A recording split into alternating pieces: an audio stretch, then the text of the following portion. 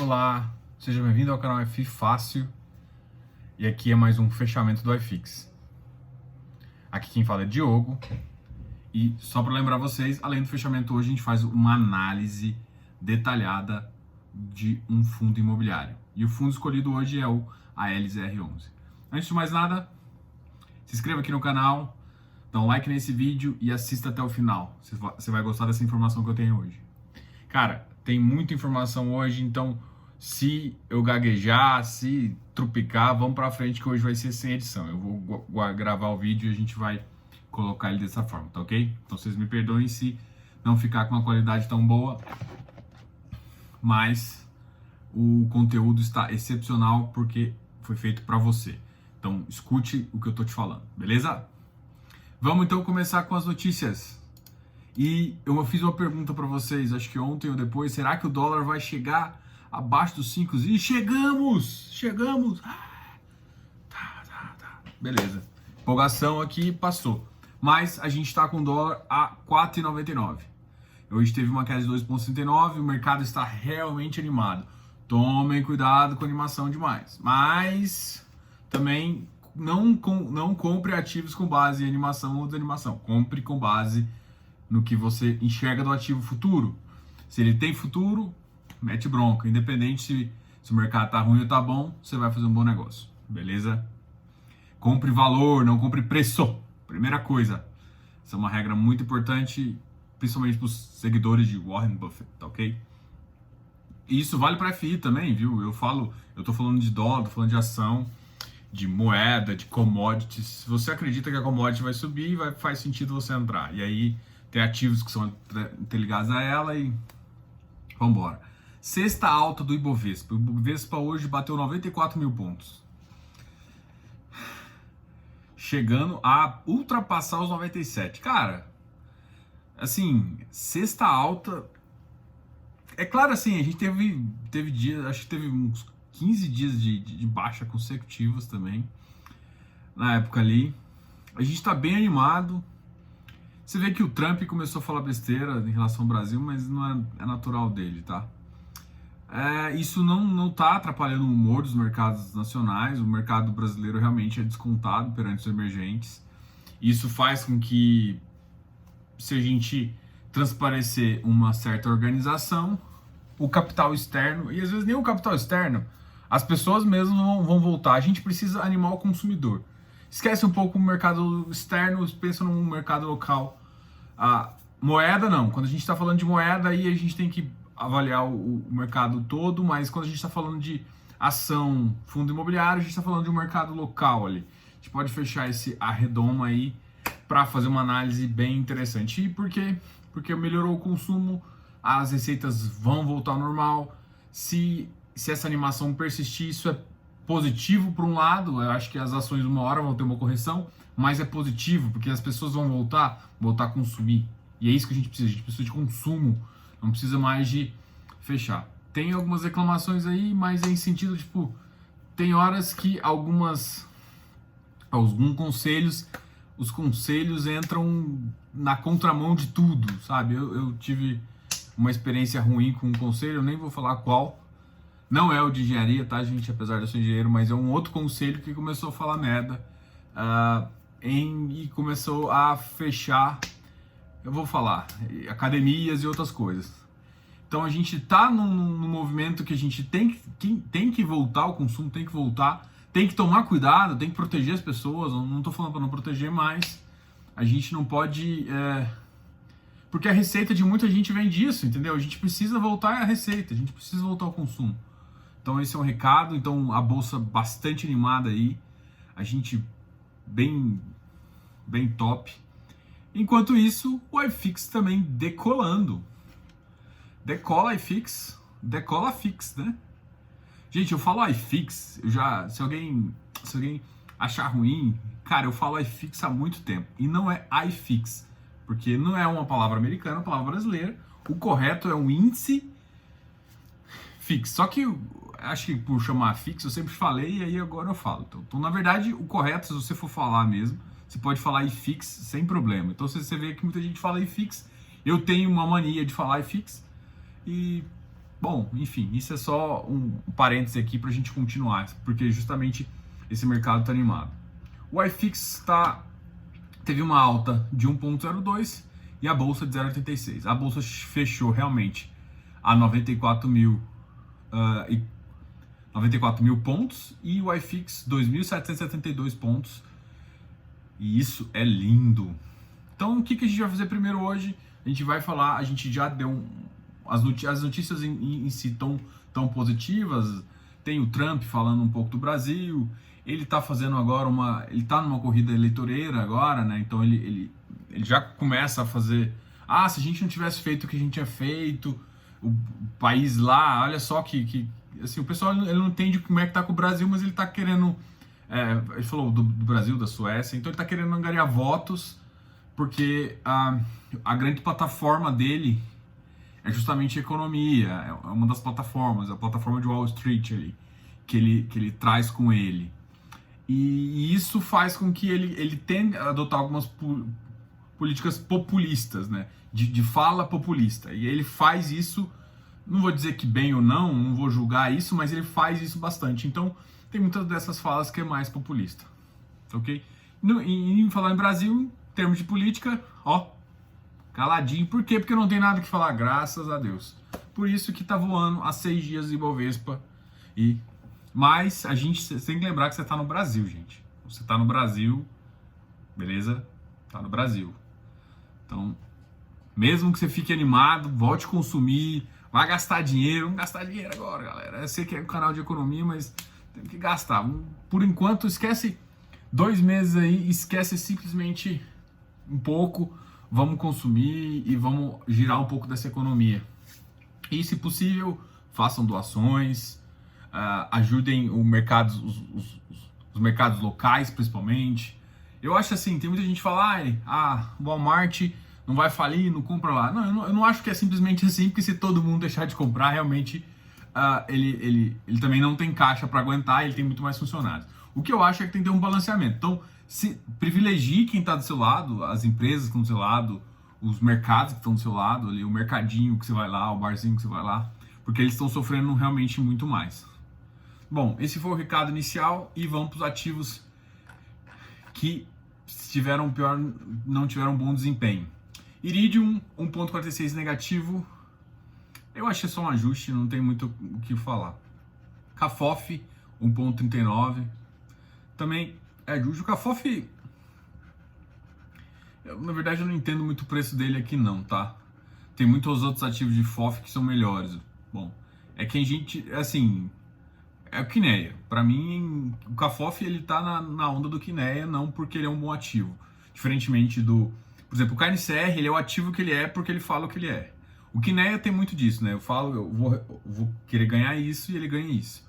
Só que o FOF, para minha teoria, ele faz sentido para compor carteira e uma gestão ativa mais rápida, para realmente fazer, por exemplo, fazer uma renda, principalmente nesse mercado, que agora virou um bull market aí, você ter comprado lá embaixo e ter começar a fazer giro e procurar oportunidades, e é isso que vai fazer ganhar dinheiro numa gestão ativa do FOF, e é isso que precisa ter. O CAFOF ele não tem essa filosofia, então para mim ele não faz sentido dentro desse grupo. Eu tô analisando porque é do Kinea, não tem outra justificativa. Como eu recebi alguns pedidos também, eu tô analisando outros. O que tem me surpreendido positivamente, como eu já falei, o XPSF, mas não é porque ele me surpreendeu positivamente que você deve comprar. Ele me surpreendeu em termos de dividendo, eu só fiz um comparativo de dividendo que ele saiu muito bem. Mas em termos de preço, ele ainda está longe do que deveria ser. Teve ativos que estão recuperando melhor, porque muito provavelmente é por conta da carteira. A carteira pode estar um pouco pior. Então, muita calma nessa hora. Antes de você realmente tomar uma decisão dessa, não analisar a carteira. Provavelmente, muito futuro. Eu não analisei ainda nenhuma da XP Asset, então eu não sei se eu vou analisar FOF ou algum outro, então na próxima sexta-feira eu devo analisar algum da carteira da XP Asset. Como eu estou analisando logístico dessa vez, o ALZR11, pode ser que eu faça shopping, não sei, a gente decide e na verdade eu vou abrir uma caixinha para você decidir. Então você tá vendo aí, comente aqui embaixo o que você quer ver da XP. Só XP Asset, tá, gente? Coloca aqui embaixo. Bom, Vigir, eu vou falar só o que tá achando estranho. Vamos ver se o VRTA caiu. O VRTA é um ativo que ele abriu subscrição, né?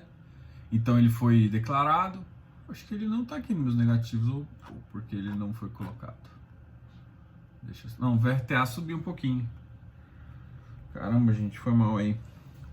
Meu olho tá doendo. Bom, o VRTA então ele ficou positivo. Tá na faixa dos 110, mas também se você for simplesmente olhar isso, a faixa de entrada dele é 103. Só que, tipo assim, você fazer um spread de 110 com 103, a não ser que você tenha já o direito de subscrever, já começa a ficar complicado. Se você tinha que vender até o 115, talvez valesse uma brincadeirazinha aí. Bom, estou olhando porque o VRTA é um que está na minha lista, um outro que está na minha lista é o RBRF, que também teve uma alta de 0,5. Então esses dois não caíram. Aí teve os ativos que caíram 0,3, 0,19, eu nem vou avaliar direito porque isso é mais uma queda muito normal de mercado. Por exemplo, o SPSF, aí eu avalio o preço aqui, ó, 92,40. Aí vamos comparar com o que eu falei que tem um desempenho próximo dele, que é o IBRF e o HFOF. O HFOF está 108. O HFOF não, tá mais. HFOF, só confirmar aqui. Ó, não, TFOF. Aqui é o TFOF. TFOF tá 141. Não, tá aqui. O HFOF é um que teve uma pequena queda, na verdade tá 112. Então a gente analisando o HFOF 112, o RBRF tá 110, um que subiu bastante que eu vi de FOF foi o HGFF. Então, você lembra que eu falei que ele tem um desempenho médio aí, ele é comparado até com o Brasil Plural e o Mogno aí, em termos, e ele tem subido bom. A gente tem que lembrar que o TFOF é um fundo determinado, tá? De prazo determinado, e ele vai ser incorporado. Só para você se ligar nessa informação aí antes de você sair comprando porque ele deu R$5. E outra, o patrimônio dele ainda é muito pequeno, então é mais fácil do fundo alocar e desalocar em um ativo, né? Quando você tem um patrimônio maior. E aí a gente começa a pensar, beleza, qual que é o melhor tipo para FOF? Porque a gente já definiu que o melhor tipo para fundos de tijolo e talvez fundo de papel também, né? Porque aí você tem uma diversificação e se um crédito deu default, você não machuca tanto a carteira, né? Você tem uma exposição aí no máximo de 3%, que afeta, claro, não vou deixar de falar que não afeta, porque ele afeta o futuro, mas ele não afeta tanto. Então, carteiras maiores. Agora, e o fundo de fundo? Eu tenho uma opinião formada sobre isso, que ele tem que ter uma certa robustez, porque é importante ele conseguir ter um carrego e ganho, né? Porque, tipo assim, vamos pensar na sua carteira. Se você é pequeno, você tem que optar por duas coisas. Ou você opta por carrego, que é o que a maioria das pessoas fazem, não vou julgar. E tem gente que opta por gestão ativa, que é girar a carteira. Girar a carteira tem que tomar muito cuidado, porque senão você fica pagando imposto, ou seja, você paga todo o seu lucro para o governo e fica com parte ali, e o problema não é quando você vende, é quando você realoca. Principalmente quando você estica demais o preço, onde está tudo esticado. Aí esse é um problema. Então, tem um médio ali. Então, ele não pode ser tão pequeno, porque senão ele tem que escolher um dos dois, ou ele pode ser médio ali. Eu acho que o patrimônio até 1,5 bi, ele consegue fazer uma gestão entre áreas bem importantes. Ele pode deixar um de rendimento, um carrego sem rendimento, né? Você pode deixar um carrego, tipo assim, esse fundo aqui vai me dar o rendimento que eu quero. E ele mantém isso aqui para segurar um portfólio mais firme. Um portfólio mais, por exemplo, tá abaixo do valor, para comprar, por exemplo, principalmente prédio que está abaixo, ou galpão que está bem abaixo, que você sabe que no futuro, quando tiver alocação, ele vai melhorar. E aí uma parte que é fazer gestão de ativo. Então, acho que 1,5 até 1,7 eu acho que faz sentido. A FOF começar a ficar grande demais, eu começo a ter medo, não medo, mas não fazer tanto sentido, entendeu? Porque aí ele perde a maleabilidade, que é justamente comprar. O HFOF tem que fazer, mas o HFOF... Não, o HFOF ele foi grande, mas ele deu muita sorte. Eu tenho falado isso, assim, competência da gestão, não tem que questionar, mas eles entraram na crise com dinheiro. Entrar na crise com dinheiro é muito bom, velho. é muito bom e vai te dar resultado. Então, ele não tá aqui não é porque eles são 100% foda, eles são bons. Não tô negando a Ed. A Ed é uma excelente gestora, mas tem que entender que grande parte desse momento positivo foi uma questão de caixa. Foi ele sair da missão e eles fizeram duas coisas positivas. Ele saiu da missão e tinha feito uma venda do Teboff antes. Então teve duas ações que positivaram ele na crise com caixa no momento adequado. Só que tem que ser sorte aliado com competência. E eles tiveram a competência. Mas, assim, no meu ver, eu acho que um FOF... eu não vejo o FOF ficar de 10 bilhões porque ele vai perder um pouco... essa é a minha opinião, tá? Você vai sair se ele começar a crescer demais? Eu ainda não sei. Eu tenho que ver como está a gestão, porque tudo, na verdade, depende de como eles conseguem. Vai que eles estão conseguindo. No meu ver, eu acho que cada vez fica mais difícil, né, para um FOF ficar tão grande. Para os outros fundos, eu vejo só vantagens em aumentar. Se melhora custo, melhora. Porque o FOF, o que eu quero, basicamente é o seguinte: eu quero um gestor ativo que vai me bater o meu índice, que seja o iFix ou qualquer outro que eu determinar para ele, vai bater isso, não com as mãos nas costas, né, mas vai bater isso positivamente. E ele tem que fazer isso com uma certa manobra, porque se ele tiver um carrego muito grande, começa a ficar. Essa é uma filosofia que eu tenho, eu tô até divagando aqui, mas é uma coisa que que eu achei importante comentar. Porque eu sempre falo que é melhor, né? Que é melhor o ativo maior e tudo mais, e aí de repente eu tô falando que não é. Não, eu tô falando que o FOF, eu confesso que, tipo assim, a gente não tem nenhum para comparação. Então, realmente não sei. Um dos maiores era o BCFF, que eu não gostava dele. Então, a BTG assumiu e tá lá, né? Tem gente que gosta. Para mim, ele tem uma taxa de gestão altíssima, que não compensa. Eu gosto muito mais da filosofia e da estrutura do HFOF. Mas, eles já estão quase ficando no mesmo tamanho. E aí, quando chegar a 2 bi, eles vão ter a mesma agilidade e a mesma entrega que eles tinham com o bi? Porque a gestão do ED, do HFOF, do TFOF é praticamente a mesma, né? Mas um está entregando muito mais. E eu acho que eles optaram ali por um giro maior, justamente porque você tem uma carteira menor. Então, e tem que pensar também que ele vai ser incorporado, tá ok? Dos negativos, tem mais algum que eu queira falar? Não tem. Então vamos para os ativos que se comportaram melhor. Um que se comportou melhor, que é justamente o objeto do estudo de hoje, é o Alianza, chegando a 129,69, e a gente vai fazer alguns comentários sobre isso. Eu vou contar um pouco da história do Alianza, e aí você vai tomar a sua decisão aí. Tá ok? Beleza? Então continuamos aqui. De vez em quando a Siri entra aqui no meio de tudo e bagunça meu vídeo. Bom, enfim, a VILG também teve uma alta positiva. Alta positiva, Diogo. O VILG também teve uma alta. O IBOV, eu já comentei, então o IBOV 0,86. O Aliança ficou entre o IBOV e o iFix aqui. O iFix batendo 1,02. MGFF 97, então, ó, MGFF, cadê o HGFF? Por isso que eu ainda tenho algumas, a gente tem que olhar, analisar a carteira do XPSF para realmente avaliar aqui. Cadê o HGFF também teve uma alta para 98. Então, entendeu? Eles estão indo para a faixa de 100. Só que o que tá me achando assim com a pulga atrás da orelha, eu já falei várias vezes, a porra do RBRF, velho. Ele tem uma carteira muito melhor.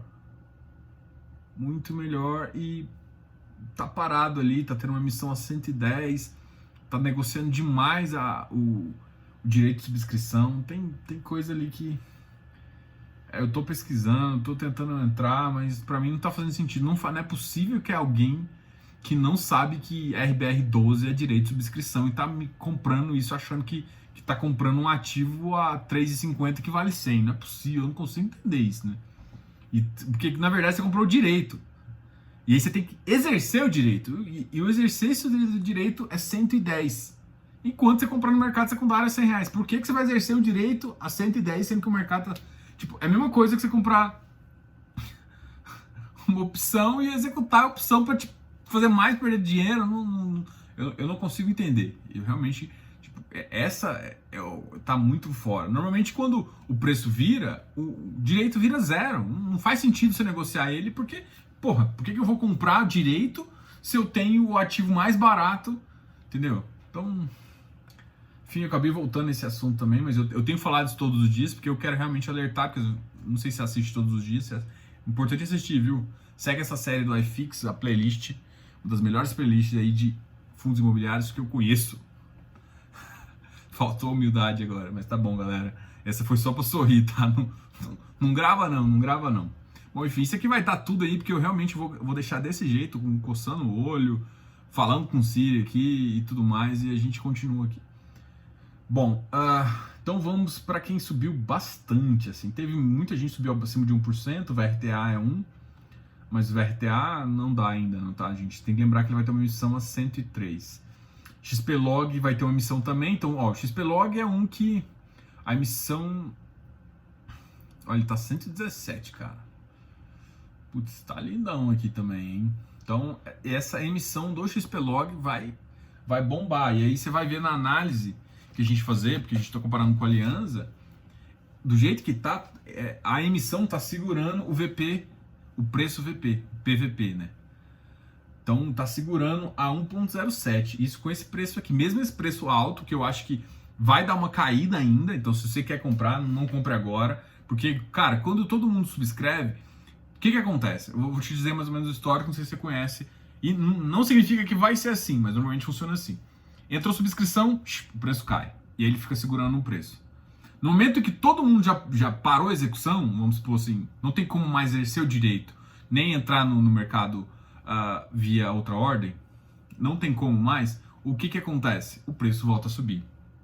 Só que aí, o que acontece? Aí logo os gestores fazem a alocação e aí a galera pega o direito de subscrição, vira um recibo de certificado, um certificado de cota futura, e depois essa cota futura é incorporada no fundo realmente, e aí quando é incorporado você tem o mesmo direito. Em alguns casos, isso principalmente o Iridium, e eles são muito espertos com isso, eles botam... esqueci o termo em inglês. Eles botam... Eu vou falar um termo em português, é porque eu realmente esqueci. Eles botam uma trava. Ficar follow. Não é follow. Não. Bom, enfim. Eles colocam uma trava. O que acontece? Mesmo que ele libera o certificado, você tem os mesmos direitos, só que você não pode vender por um prazo de 30 ou 90 dias. Isso faz com que evite flipagem. Ou seja, você entra no ativo para vender logo. Não, porque você tem que realmente cumprir esse prazo para você poder vender. Eu gosto disso, tá? Assim, não é comum nesse fundo. O único que eu vejo que faz isso com inteligência, porque segura o preço. Ele é muito esperto, por quê? Porque ele consegue fazer uma emissão próximo o Iridium, tá? Eu tô elogiando o Iridium agora. Ele consegue fazer uma missão próximo do... Ô, Iridium, vamos fazer uma missãozinha agora? Dá uma captada aí, bicho. Tá precisando, hein? Tô querendo entrar a 100 de novo. O que eles fazem? Eles entram a 100, você entra no VP, e aí, tipo assim, o preço cai, normal, só que depois que o preço vira, o que acontece? O preço volta ao normal, só quando todo mundo vira pro Iridium 11, depois de pegar o certificado, não acontece queda, porque quem acabou de ter o direito não pode vender mais. Então, assim, tem uma quedinha, mas isso, cara, ameniza muito mais. Então eu gosto desse estilo. E o XPlog, muito provavelmente, quando ele virar para todo mundo, dá uma queda de novo, mas ele deve estabilizar. Então, assim, você tem oportunidades, mesmo que você não entre no direito, você tem a oportunidade de comprar nesses momentos. Agora não é um momento bom, porque é um momento que ele voltou a subir. Logo esse preço vai cair. Tá ok? Então fique esperto se você quer comprar o XPlog. XPMOL foi já para 107. Vamos comparar ele com o VISC. Eu já tô ruim de achar. 108. Então ali, ó, eles estão na mesma faixa. Eu gosto muito do portfólio do XPMOL, tá? Talvez seja isso que eu analise. Bom, eu quero analisar XP Asset semana que vem. Vai ter inclusive, só lembrando vocês, que vai ter na quarta-feira a XP Asset vai fazer um webinar. Então pode ser depois eu faço isso, mas na verdade eu não tinha pensado nisso, mas é interessante, se você é cotista de algum dos fundos dele, assista.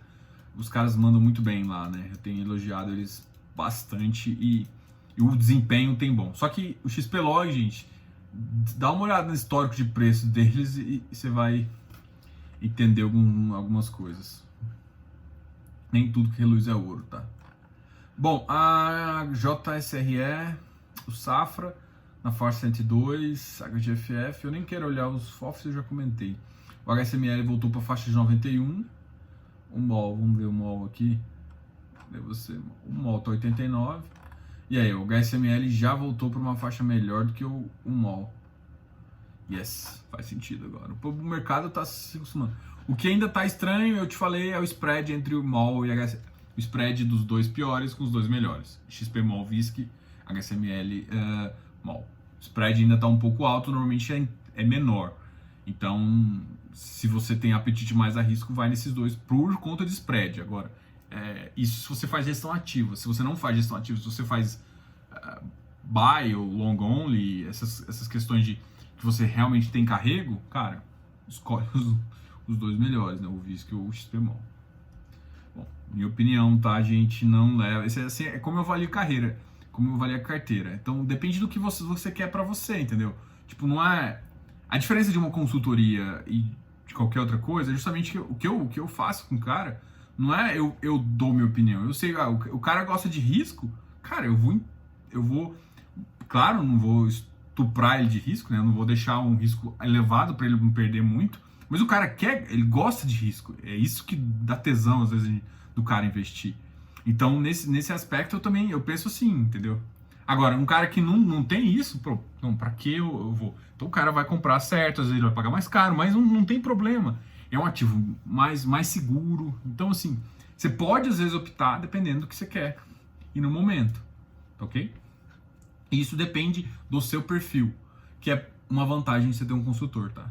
Merchanzinho aí, galera. Quem quiser, FI fácil, tem consultoria digital aí pra vocês. Bom, enfim, HGLG, HGRU. Assim, eu falo bastante de FI, mas eu analiso todo o mercado, tá? É que eu acho que quando eu comecei, o pessoal avaliava muito pouco a FI dessa forma com que eu tô querendo. Eu sempre achei interessante. Tem referências, é claro, tem Baroni, tem professor Arthur Vieira, tem Nod, putz, não vou nem falar o nome da galera toda aqui, pessoal do Clube FI, JFIs, tem um monte de gente muito bom aí, tá? É foda quando você começa a citar gente, aí você lembra de mais gente, você não citou, você o cara achou. Enfim, tem muita gente boa. Mas eu achei que faltava alguma coisa assim, tipo, todo mundo em FI, ele tem uma visão, a maioria das pessoas, ela tem uma visão sem risco. Eu mudei um pouco meu perfil em FI. Eu trouxe uma visão de gestão um pouco, vamos dizer, gestão ativa. Eu gosto dessa gestão ativa, só que assim, nem todo mundo está preparado e aí tem que conhecer o cliente, entendeu? É por isso que eu estou fazendo isso, porque eu acho que você tem que ter a visão realmente de long only, de realmente comprar e ficar com ativo. Por exemplo, cara, o Felipe do Investindo FI é um cara excepcional nisso. Ele compra ativo muito mais seguro, ele tem uma análise muito mais... como é que a gente vai falar aqui? Ele tem uma análise muito mais pragmática. Só que, por exemplo, eu gosto de assumir mais risco. Então, quando eu falo muita coisa aqui, eu falo nesse sentido. Então, tem que tomar cuidado, porque eu não estou falando isso como call, né? Eu estou falando que é para despertar você uma nova visão, entendeu? O que eu quero, na verdade, é que você fique com uma nova visão. Não é, o cara tá errado, ele tá certo. Não, o mercado tem várias visões. E você pode ganhar dinheiro justamente com uma visão diferente. É isso que eu tô querendo falar. E assim, tem horas, por exemplo, numa retomada de mercado, é mais fácil ter uma visão mais arriscada. Se assumir mais risco, se for seu perfil. HGLG, HGRU.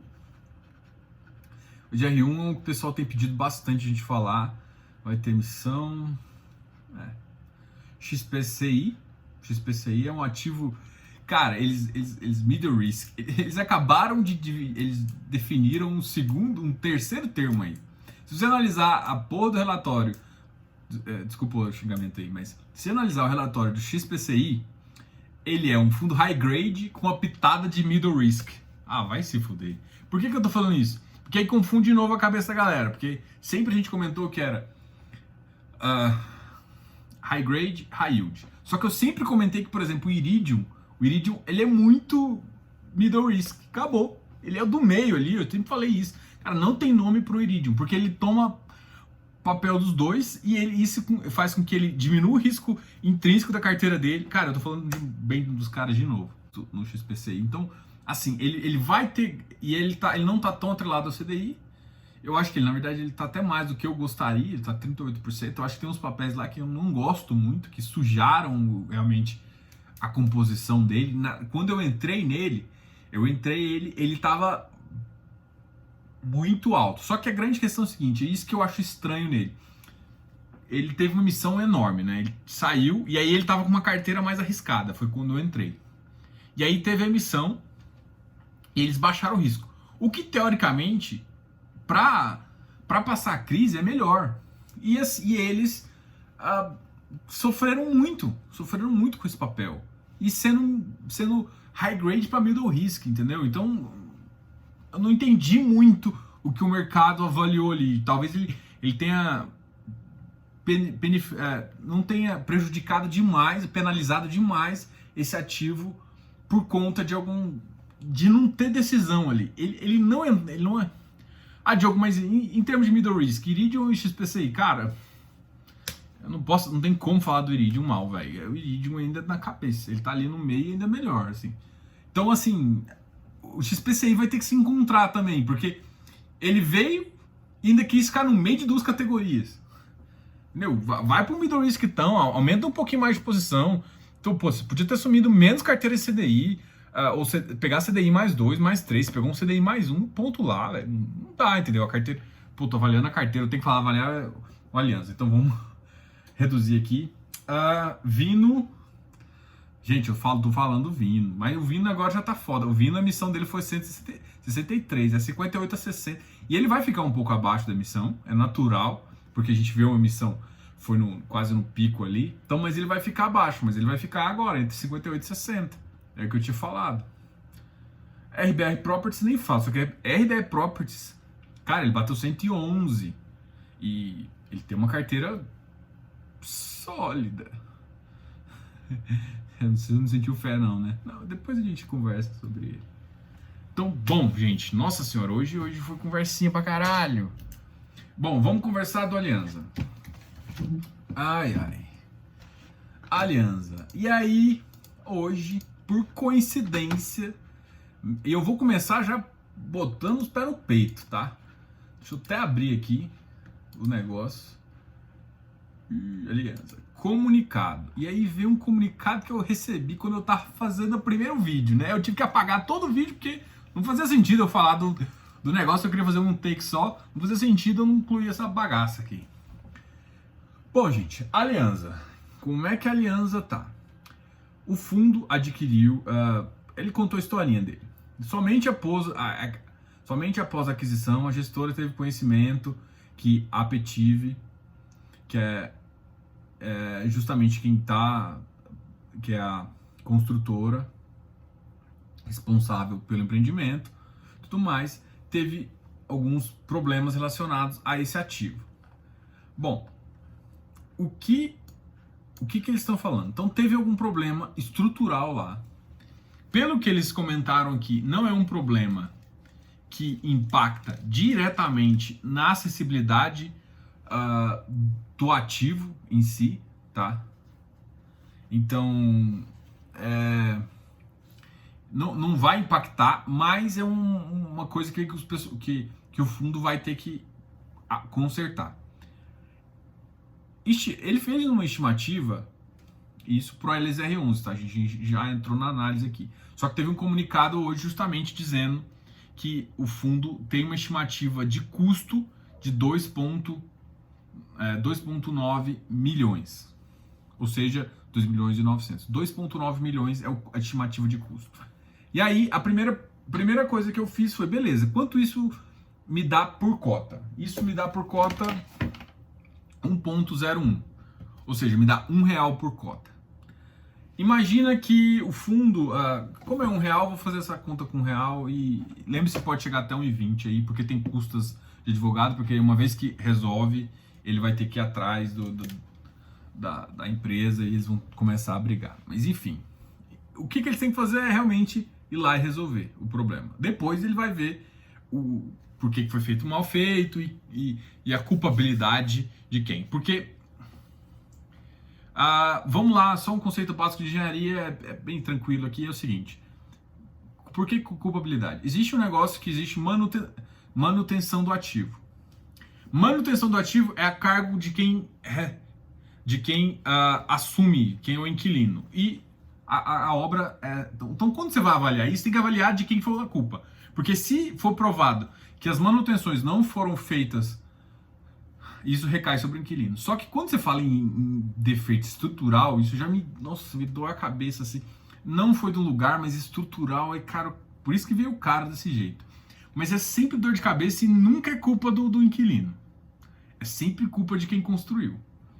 Bom, a gente vai ver culpabilidade disso logo depois, mas no D0 impacta o fundo.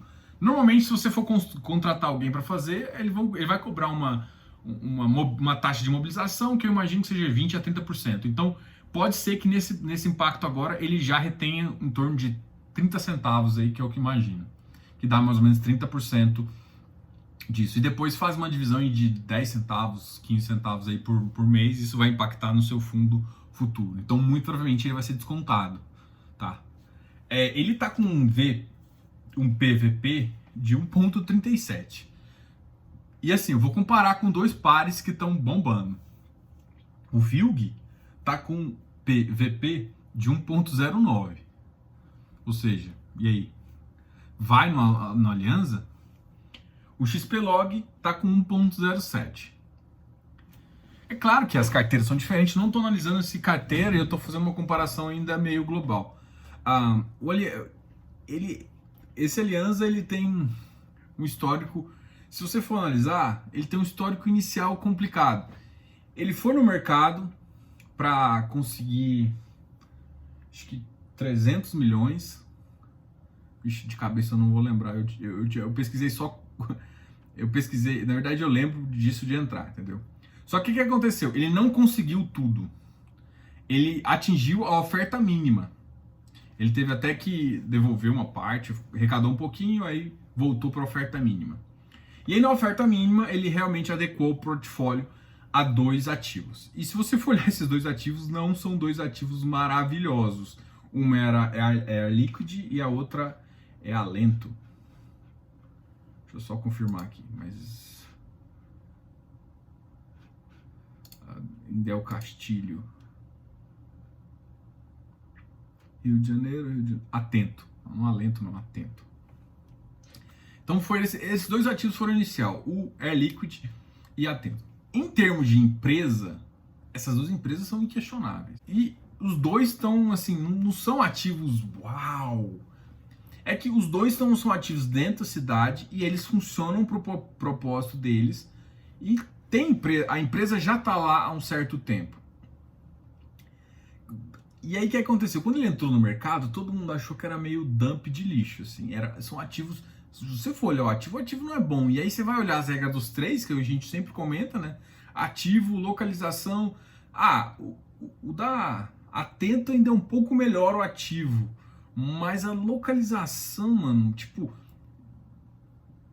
Em termos de posicionamento, de acessibilidade que um logístico tem, ele até faz sentido, mas a região ali é complicada, é ruinzinha mesmo. Enquanto o outro tá numa região de São Paulo, sim, tem uma certa acessibilidade, mas o lugar não é muito... O empreendimento, assim, não é bom, saca? Então, assim, é coisa que se sair... vai dar problema. Só que são contratos atípicos de na época era 10 anos, né?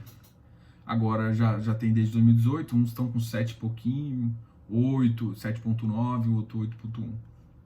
Bom, então essa questão é uma questão que você tem que avaliar do shopping. Ele tem relativamente um valor patrimonial baixo, né? Então a Alianza ainda não conseguiu, apesar de estar com esse VVP, tá muito alto. Só que o que eu tenho receio quando isso cresce demais, que foi o que aconteceu. Ele bateu 88 e hoje está 129. o que acontece isso? Quando o ativo tem baixo VP, é muito fácil e qualquer entrada grande ou saída grande, você desloca muito o preço. Então, esses ativos, hoje em dia, com 300, 400 mil, atualmente ele está com 270 mil de VP. Eu acho muito baixo. Não dá aquela robustez necessária por exemplo, para alguém de institucional entrar, entendeu? Então, assim, e aí se você pega uma entrada numa saída do institucional que entrou ali por algum motivo e tá saindo, bicho, você machuca, viu? Então, esse ativo é meio complicado nesse sentido. Então, é um alerta, tem um VP baixo, que ele tem uma certa liquidez no mercado, ele é negociado todos os dias, né? Ele fala até no relatório dele que ele tem 100% de presença na B3 todos os dias. E, bom, enfim, isso importa bastante.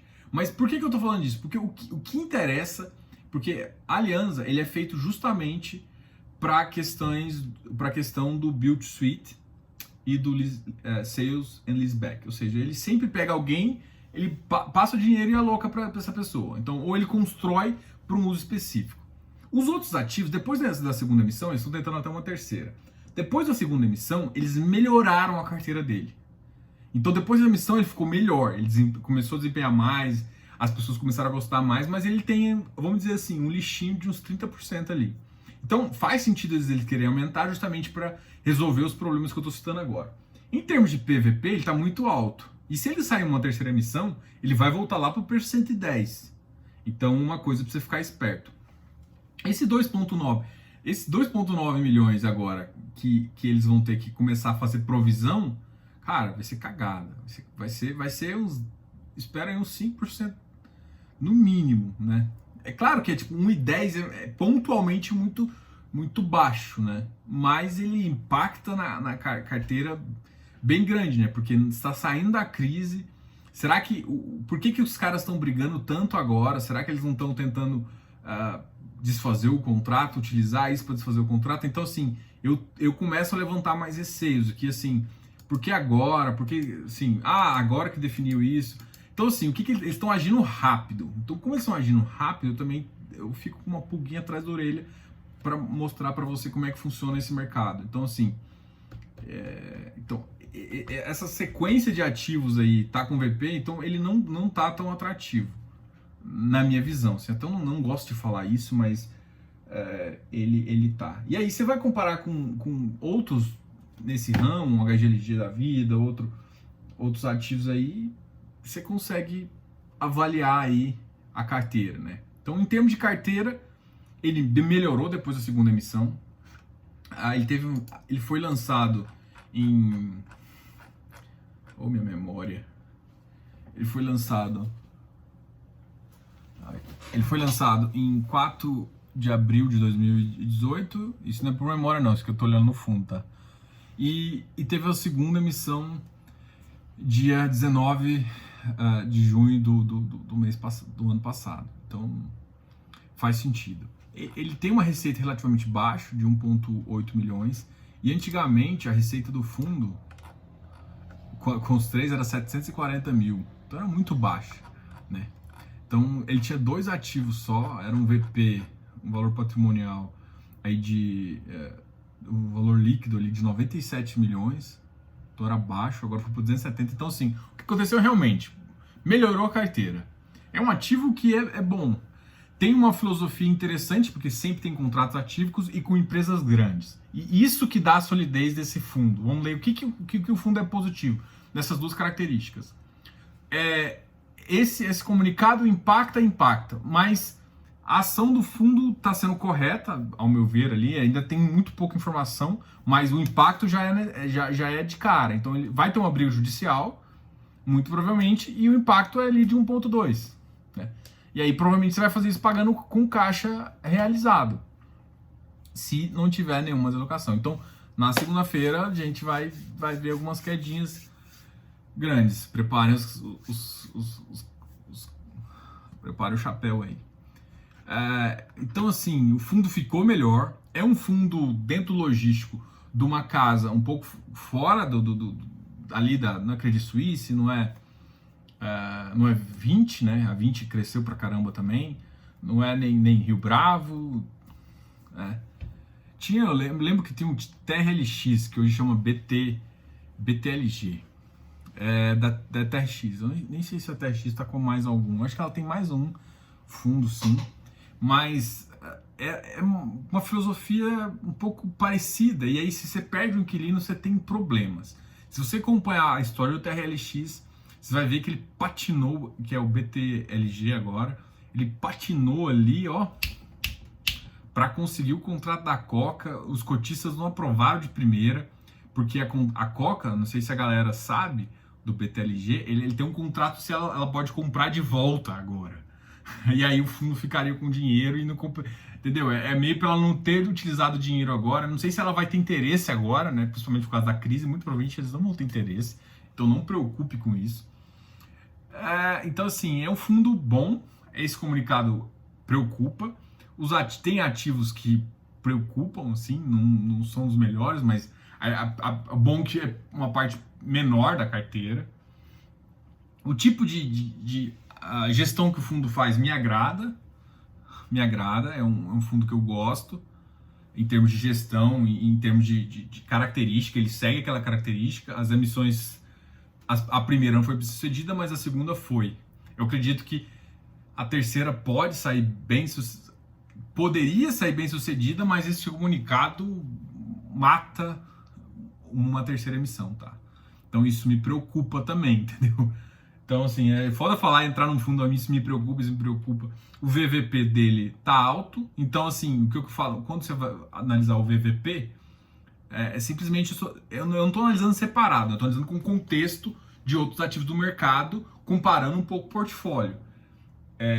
O XPlog tá em emissão, mas ainda para mim, ainda tá com uma carteira melhor.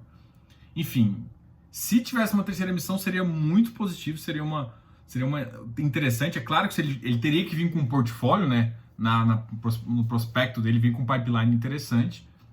Mas, no geral, eu acredito que seria interessante. Mas, eu falei seria interessante um monte de vezes, não. O que eu quero dizer é o seguinte: ele pode ser bom, mas esse comunicado e essa questão vai impactar na imagem, inclusive, para essa emissão, que é uma das coisas que precisaria justamente para resolver dois problemas, que eu acho que ele está com VP muito baixo, e aí acaba que ele ficando muito à exposição. Quando ele aumentar o tamanho, e com essa característica que ele tem, é muito positivo. Eu gosto de Build Suite, gosto mesmo. Eu acho que é interessante, é o futuro, só que eu gosto mais de algumas outras regiões, mais afastado, né? Mas, assim, e isso vai, pelo menos o que acontece quando você faz isso é que você diminui o risco, você mitiga o risco. Então, se um ativo sair ali, você não perde 30%, você não perde 60% do negócio, né? Então, assim, já está mais mitigado, né? Se você for olhar aqui, vou pegar o ativo que tem mais, 26%, é justamente esse atento. Então, esse para mim é o que teria que estar uns 15% ali, tá?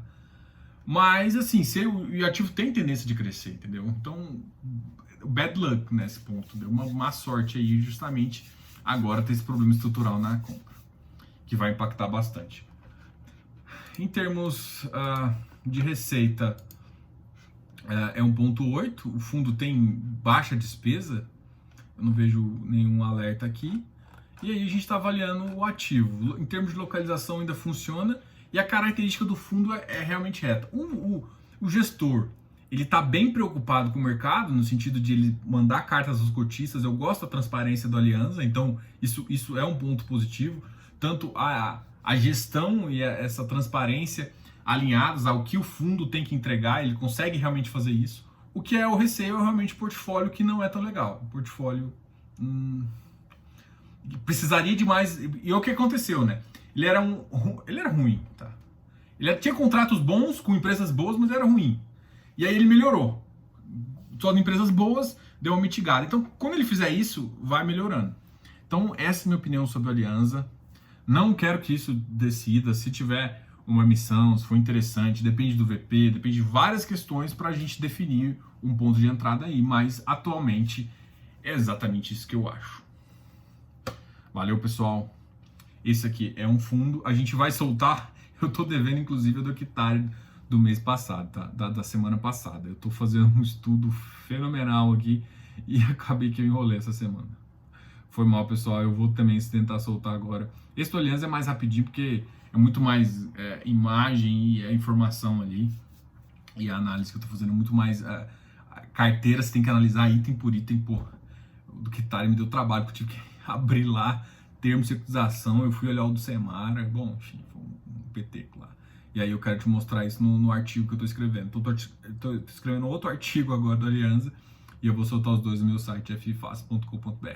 Não se esqueça de se inscrever aqui no canal aqui no YouTube, se inscreva no meu site, dá um like aqui no vídeo, ative os sininhos, ative as notificações. Obrigado, se gostou desse vídeo, compartilhe. Cara, se tem um grupo de investimento, compartilhe esse vídeo se você gostou. Não gostou, cara? Comente aqui embaixo. Diogo, tô achando sua voz estranha. Hoje você falou demais que eu sou. Qualquer coisa eu acho que é bem interessante, porque eu tô recebendo alguns feedbacks em alguns vídeos. O áudio, eu tô tentando realmente melhorar áudio, tudo isso, justamente para entregar um conteúdo melhor para você. Obrigado pela atenção. Você ficou aqui 52 minutos comigo. Obrigado pela atenção. Até mais. Diogo, canal F Fácil.